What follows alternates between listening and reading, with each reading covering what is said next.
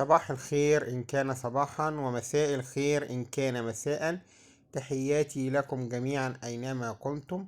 معنا الآن عملة فضية فئة 5 جنيهات مصرية، إصدار عام 1998 ميلادية، 1419 هجرية. هي مصنوعة من معدن الفضة، مصنوعة من معدن الفضة وليس السبيك، مصنوعة من معدن الفضة.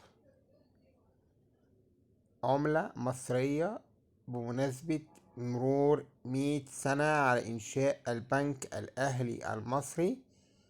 زي ما احنا شايفين البنك الأهلي المصري 100 National Bank of Egypt. وشعار البنك الأهلي الجميل اللي هو الشمس الفرعونية اللي بتمد يدها للخير. 1898 1998.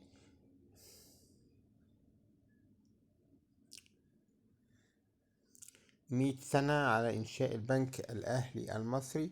عملة فضية، هي من معدن الفضة عيار 720،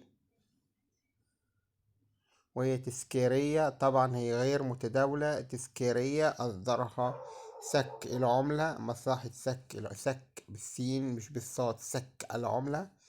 بتشتريها حضرتك من مصلحة سك العملة إذا كانت متوفرة لسه عندهم. إذا ما كانتش متوفرة حضرتك بتشتريها من اللي بيملكها. وطبعا السعر ده مع الأسف بيكون أغلى من اللي اتباعت بيه وقتها يعني. عشان كده احنا دايما نتابع إصدارات مصلحة سك العملة للعملات التذكارية اللي بيصدرها من معدن الفضة وأحيانا من الذهب. بيصدر عملات فضية وأحيانا من الذهب. ودي طبعا ما بيكونش بس ساعتها اللي هي مثلا من الذهب أو الفضة، ما بيكونش سعر الفضة، سعر الفضة في السبيكة. لأ، ده هو بيبقى ليها سعر تاني اللي هو السعر التذكاري، وطبعا ودوت بيرفع من قيمتها. احنا زي ما قلنا دي مش متداولة، هي مجرد عملة تذكارية أصدرتها مصلحة سك العملة المصرية. هي طبعا مصلحة سك العملة للي ما يعرفش موجود في شارع السكة البيضاء في العباسية بالقاهرة، شرق القاهرة. اللي ما يعرفش مكانها يعني، هي موجودة في شارع اسمه شارع السكة البيضاء في العباسية في القاهرة، شرق القاهرة.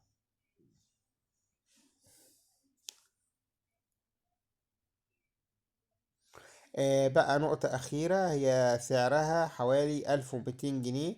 وطبعا دوت بيبقى هو مش مجرد إن هو سعر المعدن فضة فقط، هي سعر السبيكة سعر الفضة في المعدن يعني في السبيكة، لأ ده هو عشان التذكاري بتاعها.